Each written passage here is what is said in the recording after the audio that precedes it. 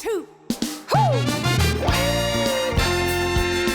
Welcome to the Authenticity Lab, a podcast where we celebrate reconnecting with our authentic selves. I'm Dr. Kelsey Miles. I'm a musician, a songwriter, and also a chemistry professor.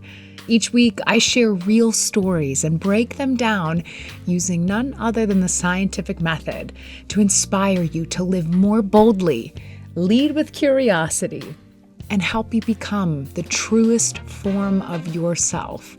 Today's episode is part of a mini-series where I am breaking down every step of the scientific method and why it's important, and also helping you develop your own life experiment. Many of the episodes in this podcast include topics that might not resonate to you at this current moment. So if you're listening in and you haven't listened to the previous episodes where I talk about why experimentation can help you find your purpose, then I went into helping you develop your own question. And in our last episode, we talked about forming a hypothesis and designing a great experiment that will help you move forward. In today's episode, we are talking about the last few steps of the scientific method, which is to collect your data, analyze your data, and draw that conclusion. Let's dive in. Did you know that we are natural data collecting machines? We take in about 11 million bits of data per second. Yet our brain can only process consciously about 40 to 50 bits of data per second. That's nuts. Our senses are able to pick up on so many things, yet we don't really have access to that information because our processing speed doesn't quite work that way. If you were to focus on every bit of those 11 million bits of data, that would be insane. You wouldn't be able to function. You would have way too many thoughts in our brain. In today's episode, we're first talking about collecting data because this is a very, very important step.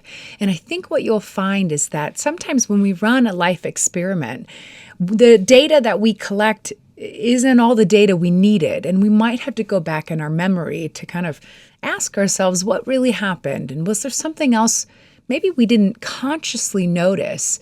One of those 11 million bits of data that happened, we observed it, yet we didn't consciously think about it.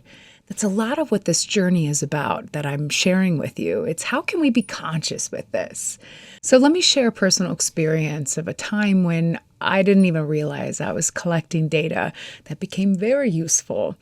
A few episodes back, I talked about a time when my duo partner that was playing with me, was a guitarist, had given me a hard time about how I really needed him and I couldn't play music on my own. I wasn't good enough. And I really took that to heart. And part of that story I didn't share was just how deflating that was for me.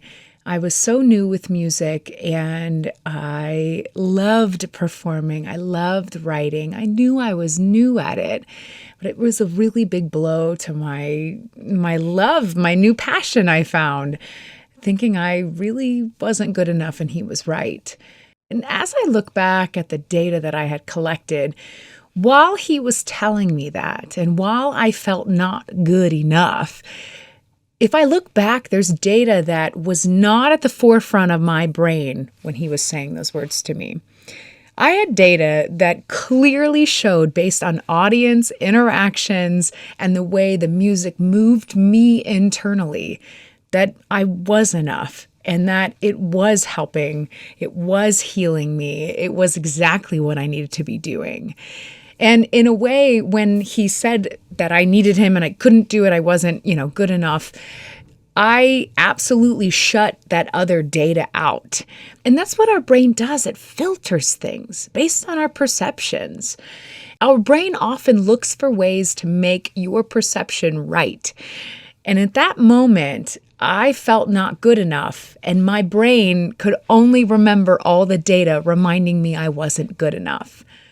That experiment I ran to play that solo show and get out of my comfort zone actually gave me access to the data I couldn't see in that moment.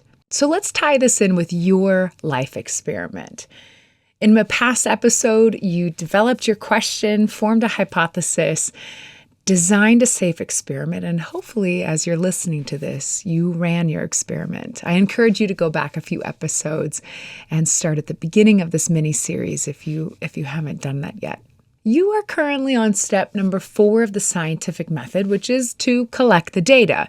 And because we know that we are natural data collecting machines, the goal with this step is to be more conscious about what you are collecting. So one way that we can make sure we're giving ourselves the best chance of collecting all the data we need and being aware of all the data our body naturally collected is to do the following exercise. One, I'd love for you to reflect on how you felt before, during, and after the experiment. Anything goes. Let it all come out. As we collect data as scientists, we don't limit what we see. We write down everything we observe. Because at this point in the scientific method, we aren't coming to any conclusions. We're just observing. So that would be the first thing I would do. Write down everything you felt before, during, and after. How did your body feel? How did your brain feel? What did the other person do if there was another person involved? Was there any shift in mood or a shift in your creativity, or maybe you slept better? I suggest grabbing a pen and a paper and writing everything down. This is going to help you clearly see it. You won't always have to do this for every life experiment, but it's really a great process so that way you can get into the habit of writing things down and making note of what you observed without any opinions. As a scientist, when we collect data, the goal is not to draw a conclusion right at this point. The goal is to write down anything that changed. Maybe the color changed. Maybe it was exothermic and the heat was generated. Whatever the data is, at this point, we're not drawing conclusions. We're just writing it down. This brings us to step number 5 of the scientific method, which is to analyze the data you just wrote down. This is the point where we start to make some sense of it all. This is where you're going to start to look for patterns. You're going to look for ways in which your data you collected might have been different than what you had expected. At this point, I think it'd be a great exercise if you took out that piece of paper with your question and your hypothesis, and hopefully you've taken time to write down all the data that you collected or have it at the forefront of your brain. And when you analyze the data, I'd love for you to ask yourself these questions. Do I notice any pattern here in the data? Is it pointing to some insight about what I can gain from this experiment? How do these observations compare to what I expected would happen? You can look at the hypotheses and see what you thought could happen, and then look at the data and see if there's any overlapping instances, ways in which it's pointing towards one of the hypotheses to either be correct or incorrect. And another good thing to ask, were there any surprises? Were there any surprises in what you collected? Anything you observed that you didn't expect to observe? This step often feels like you're peeking behind the curtains and you're learning some things about yourself you may not like to hear, you may not like to know. However, this is absolutely the step you need to take to better understand yourself. If we don't actually peek behind the curtains and see what's back there, essentially we're choosing to live in the shadows. And that's no fun place to be. The world is beautiful. This step is not about judging what insights come out from this. This step is all about gaining as much clarity as possible, no matter how hard it is to see what comes up.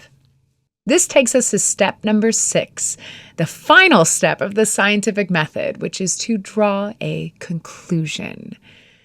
I think this word can be misunderstood in some ways in the context of the scientific method. You see, the conclusion is absolutely not the final word. It's not the very end of this saga of looking at this question you have. The conclusion is simply this snapshot of what the data so far suggest. So as a scientist, when we run experiments and we collect data, we always draw conclusions, but often those conclusions are not the most correct conclusions. I'm going to talk about this in the next episode and really deep dive with a personal story of mine, showing you how this kind of plays out. And one thing to keep in mind is that you only ran one experiment. You'll draw a conclusion from this. However, it's only based on the data you collected. And sometimes we just don't have enough data to get a really accurate conclusion. However, drawing that conclusion gives you that kind of snapshot. It gives you a moment in time where you can say, okay, at this point in time, this is what the data says, and this is going to help me with my next step. So when you're drawing your conclusion, I'd like for you to pull out that question in the list of hypotheses that you wrote down in the previous episode. The conclusion you have should have something to do with one of those hypotheses you wrote down. You might not have all of the data and all of the analysis of the required data to prove all of your hypotheses correct or incorrect, but maybe one of those hypotheses you could say, you know what, this data suggests. Hypothesis that I had about this, the first one is incorrect. Anything like that gives you that next step. And it's really those next steps that lead you to the next life experiment. So, question for you, did anything from your data analysis make you look at those hypotheses and know one of them is absolutely incorrect, or maybe one of them looks pretty correct? Take a moment here and reflect on your hypotheses. You might want to pause this episode as you draw your conclusion. Sharing your results is also a really crucial part to this last step of the scientific method. And the way that we did it as chemists is we would finish all of our reactions, collect all of our data, and we would write a manuscript and get it published in some peer-reviewed journal. And I always laughed about projects because they're never done. There's an infinite number of reactions you can run. It never felt finished. Not a single project I've worked on has felt done. And so I started to learn that what this whole share your results thing, it's just a snapshot. We've collected enough data to tell a good story and share the conclusion that we have so far, based on the hypothesis we had and what we expected would happen and what actually happened. And then we just say, okay, at this date, this is the conclusion we have based on the data we have. That was a really important step in all of the science I've ever been a part of because it actually helped catapult all of the other projects. Pausing, looking at the data, analyzing it, drawing a conclusion. It kind of puts this beautiful bow around the work that you just did.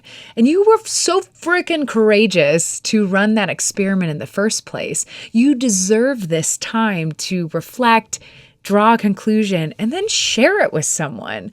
And this way, when we do our life experiments in this podcast, several ways you can share your results. One, you can tell a friend. Two, you could email me at kelsey@kelseymiles.com. And if it's something I could share on this podcast, that would be awesome because we're all learning new things all the time. And something that you come across might be extremely helpful to somebody else. You could also journal about this. You could also tell your cat. Rhodey is currently sleeping right behind the camera, and she also bumped it not too long ago. Really, sharing your results is not necessarily something that's fun to do. It seems kind of redundant because you've already thought about it, but it's an important, crucial step to finalize your scientific method. I have a little secret to share about the scientific method, and I'll be honest, I haven't really told you until this episode. I've been waiting to figure out when is the best time for me to share this with you. The question that you originally wrote down, or any question that you have in life that you'd like to run an experiment on, we often think that the experiment collecting the data, drawing a conclusion, yada, yada, yada, all this stuff I'm asking you to do is going to answer that question. And sometimes it does, which is a beautiful thing. The secret I want to share is that every time you go through the scientific method, what happens is that, sure, you might get some answers, but more often than not, you get more questions. And that's not always something that's fun to experience. Now, part of why I'm inviting you to do all of this is because I know for myself the clarity that I gained in my life when I actually started peeking behind the curtains and accepting everything that made me who I am. And you don't get to that point unless you decide to look, unless you decide to take the action to find out what you like and what you don't like, and what works for you and what doesn't work for you. And every time I have done that, and every time I've run experiments in lab, it's always given me more questions. That can be really daunting when this happens. So this is a topic I'm going to talk about in the next episode, and we're going to get clear on this. That'll be the last episode of this little mini series. But I want to share this because at the end of this experiment, you might have more questions, and I don't want you to wait a week to hear this, that having more questions means that you're doing this really, really well. Every time we gain more clarity about something, it invites more curiosity. And that curiosity allows you to keep asking more questions. And essentially what you're doing is creating momentum to get closer and closer and closer to what makes you who you are. So do not feel like you did something wrong if you have more questions. That's exactly what this is meant to do. Because without this first step that you took, you don't know the next step. This process is an iterative process. Every time you gain more information, you might have to adjust a conclusion you previously had, and you might find more questions and different experiments to help you hone in on exactly what is going on, exactly what it means to be who you are. And with these new questions, you get new experiments and new data, and usually you get much deeper insights about every one of these topics in your life. So in our next episode, I'll share this iterative process and how one conclusion I had wasn't quite correct. I needed more data, and then it allowed my conclusion to evolve with time. Well, that brings us to the end of today's episode. If you enjoyed this episode, I would love it if you shared it with someone. Invite one of your friends to join this podcast and start pushing yourself to take these experiments. The momentum you create can inspire someone else and vice versa. I've got some great friends that have always pushed me. And it's funny, now that they know that I have this podcast, they also now throw it back at me and they're like, Kelsey, it sounds like maybe you need to run an experiment. Or they'll ask me, what conclusion did you draw? And as annoying as that is, I love you all very much. It's so true. And this podcast has helped me take some steps that I've been really hesitant to take. It's not fun. Sometimes it takes some courage, and it takes friends that kind of push you. So if you know someone that loves stuff like this or could use some help like this, share it with them, invite them to join. That would mean the world to me, because I'd love to live in a world where we all are celebrating being our true selves and pushing each other to be our best selves. Like, that just sounds so beautiful. Again, thank you so much for joining me. On today's episode, Authenticity Lab, we went through the last steps of the scientific method. We talked about collecting data, all that data we collect, because we are data collecting machines, but we don't always do it consciously. We also talked about analyzing the data. We don't do this with judgment, yet it's a great way for us to peek behind the curtains to see what's really there. What insights can we pick up? We also talked about the last step, which is to draw a conclusion and share your results. This is where we look back at those hypotheses we had and we see if any of them are true or false. This gives us clarity. And this conclusion that we have is simply a conclusion based on the data we have.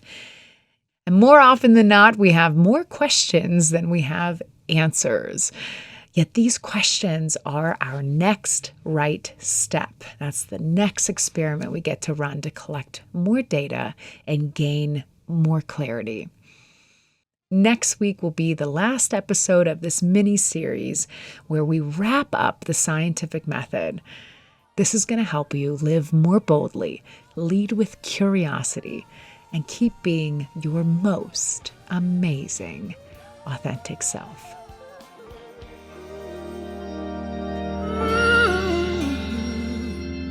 Yeah, that house will always call you.